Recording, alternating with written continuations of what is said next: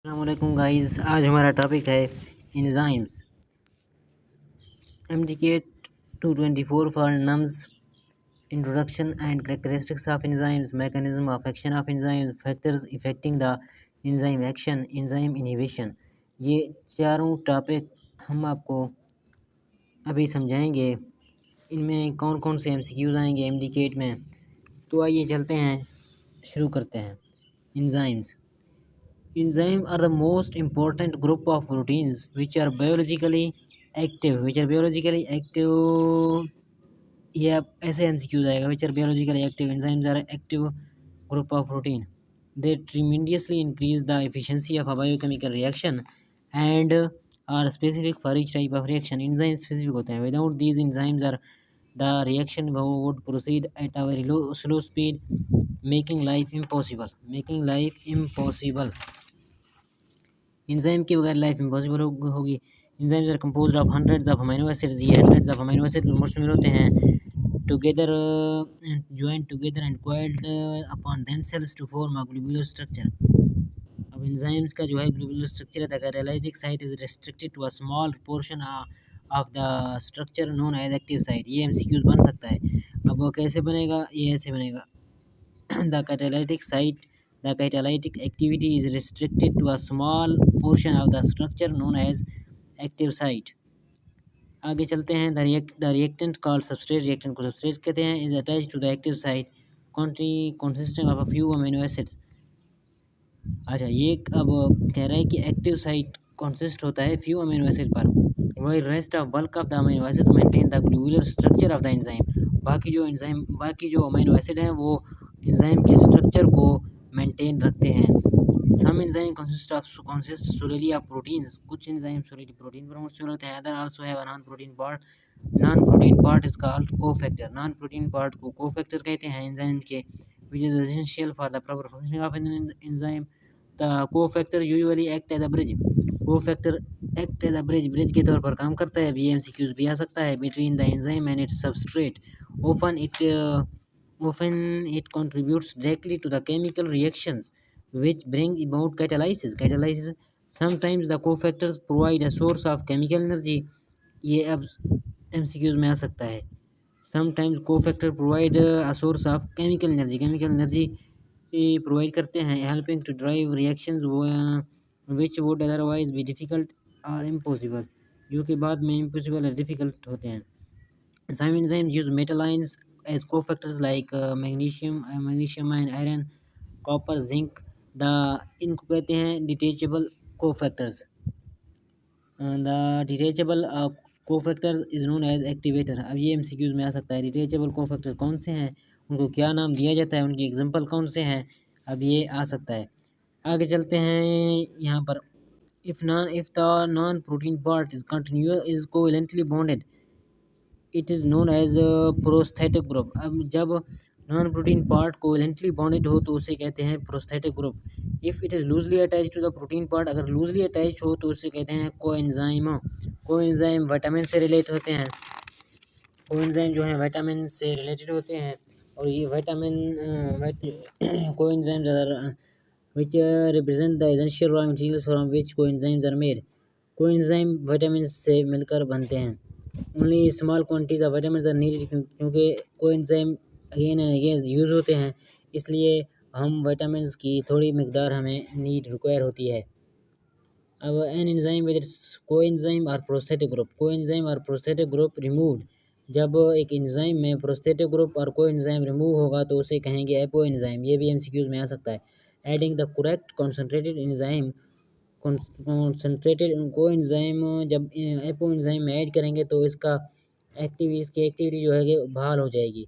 Inactivated, ये भी MCQs में आ सकता है। कॉन्सेंट्रेटेड कोएंजाइम के ऐड होने से किसकी एक्टिविटी बहाल हो जाएगी, तो एपो एंजाइम की एक्टिविटी बहाल हो जाएगी। Inactivated enzyme consisting of polypeptide chain and cofactor is known as holoenzyme. ये भी आ सकता है MCQs में।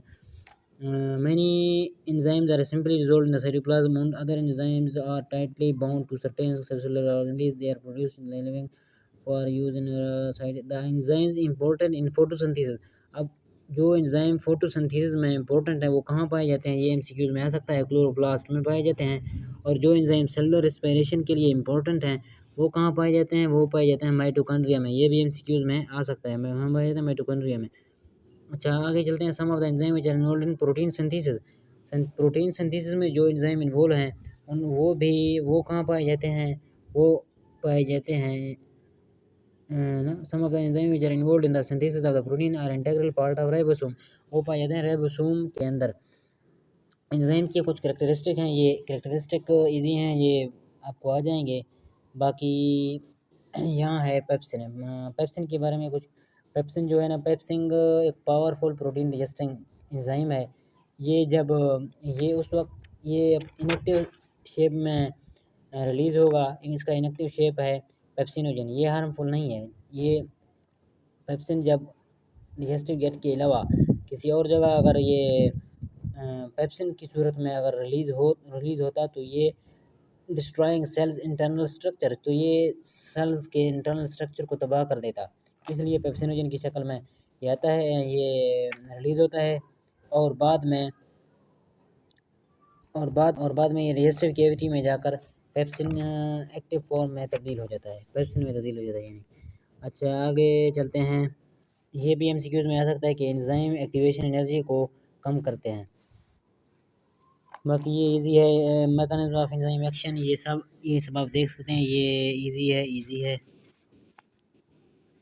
यहाँ पे एक बार रीडिंग कर लें। बाकी active site is charge bearing site, ये भी एमसीक्यूज में आ सकता है, active site is charge bearing site है।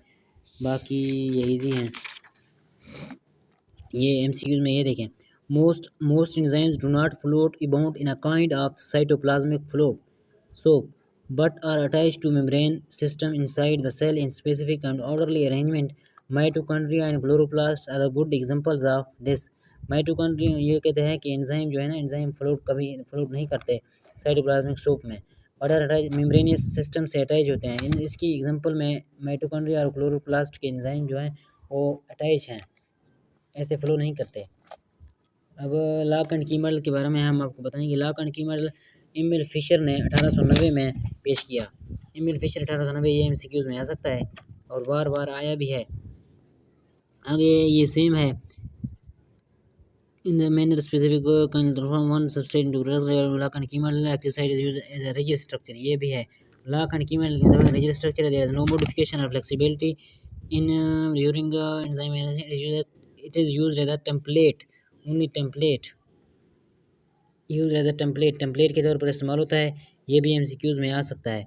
बाकी ऑन द बेसिस ऑफ आगे, जब ये मॉडिफाइड किसने किया, मॉडिफाइड कोशलैंड ने 1959 में कोशलैंड ने लॉक एंड की मॉडल को मॉडिफाइड किया और उसे इंड्यूस्ड फीड मॉडल का नाम दिया। ये क्या कहता है here, that when a substrate combines with an enzyme induces changes in the substrate, the change in substrate enables the enzyme to perform its catalytic activity more effectively। अब यहाँ more efficiently ये भी आ सकता है more effectively, क्योंकि biology के सिर्फ line ही आती है एमडी केट में। आगे चलते हैं, factors affecting the rate of the enzyme action. अब कौन से फैक्टर एंजाइम के एक्शन को इफेक्ट करते हैं।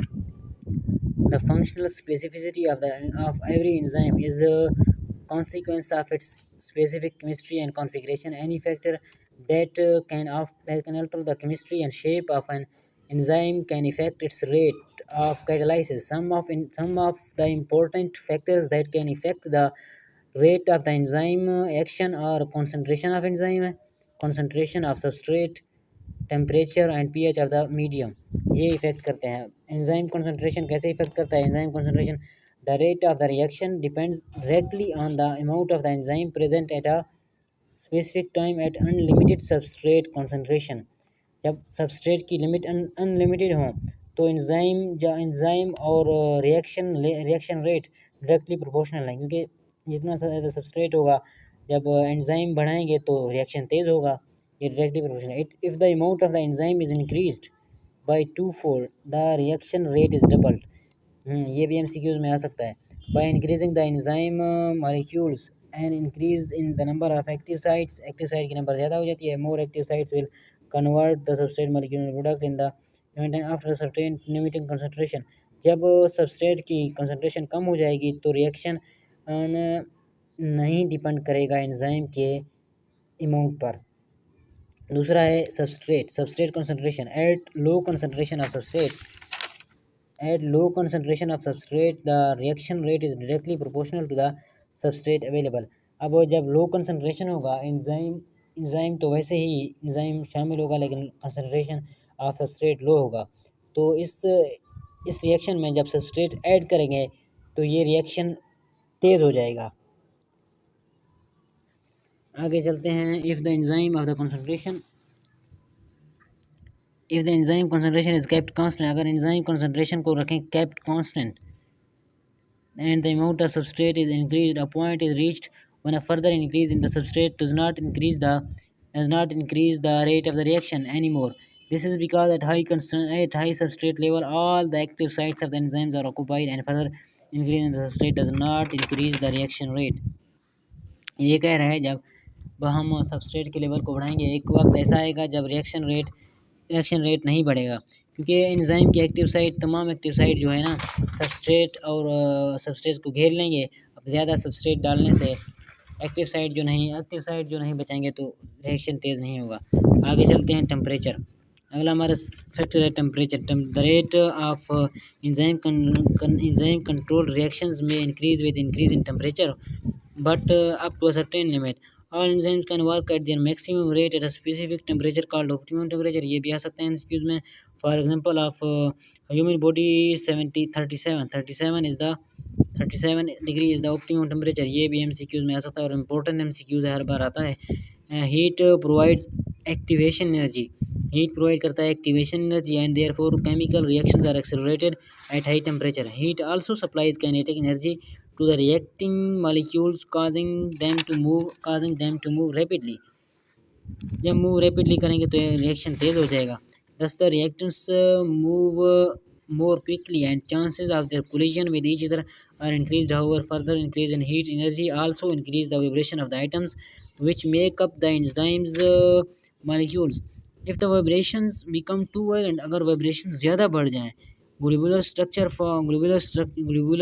is essential for enzyme activity. globular structure जो कि enzyme activity के लिए ज़रूरी है is lost, ख़त्म हो जाएगा. and the enzyme is said to be degenerated. He enzyme कहलाएगा. आगे चलते हैं. आगे यहाँ पर देखें MCQs है. Rate doubles for each 10 degree rise in temperature. 10 degree rise temperature से रेट डबल हो जाएगा. आगे pH. चौथा फैक्टर है हमारा pH के बारे में हम आपको बताएंगे. pH every enzymes functions most effectively over a narrow range of pH known as optimum pH. A slight change in optimum pH can change the ionization energy of the amino acids. Slight change in pH से amino acids की ionization energy change होगी at the active site. At moreover it may affect the ionization energy of the substrate. अच्छा, slide change in pH से एक तो amino acid की ionisation energy change होगी और दूसरा सबस्ट्रेट की अमीनो एसिड चेंज होगी. ये भी MCQs में आ सकता है. आगे चलते हैं. Under these change condition enzyme activity is either retarded और blocked completely. Extreme changes in pH causes the bonds in the enzymes to break resulting in the enzyme denaturation. ये हैं पेप्सिन. इनके बारे में हमने आपको एक ट्रिक बताया है. Pakistan score was 80. Pakistan score was 80. So captain could play amazingly. Pakistan pepsin के लिए स्कोर सक्रेज के लिए वाज 80. वाज वैसे लगा है 80. इंटरोकिनेज के लिए 100. इसका एस स्लेवरी एमेलेज के लिए. कैप्टन CA है कैटालेज के CA कैटालेज कुड कुड का कैमोट्रिप्सिन, ठीक है। प्ले प्ले का पेंक्रियाटिक लाइपेज, आर्गिनेज का अमेजिंगली। अब इससे आप इनके पीएच मालूम कर सकते हैं इजीली, इनसे आप पीएच मालूम कर सकते हैं, एक ट्रिक है ये। आगे चलते हैं। इनहिबिटर क्या होते हैं? An inhibitor is a chemical substance which can react in place of substrate, की जगह रिएक्ट करते हैं with the enzyme, but it is not transferred into product and thus blocks the active site temporarily or permanently. For example, poisons like cyanide, अब ये example में आ सकते हैं, cyanide, antibiotics, anti मोटेबिलिटीज drugs. अब इसके लिए आप अगर एंड सम ड्रग्स, ठीक है। एग्जांपल इसके लिए हमने एक ट्रिक बताया है, DACA, डाका।